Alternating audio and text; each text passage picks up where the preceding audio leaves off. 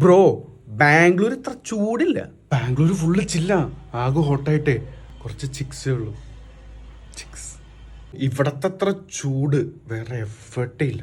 ബാംഗ്ലൂരേ ചൂടുണ്ടെങ്കിലും ഇത്രക്ക് വേർക്കില്ല. ഞാൻ ബാംഗ്ലൂരിൽ നിന്ന് ഇവിടെ വരുമ്പോൾ എനിക്ക് കുറച്ചുകൂടി ചൂട് ഫീൽ ചെയ്യായിരിക്കും. അല്ലേ അല്ലേ മക?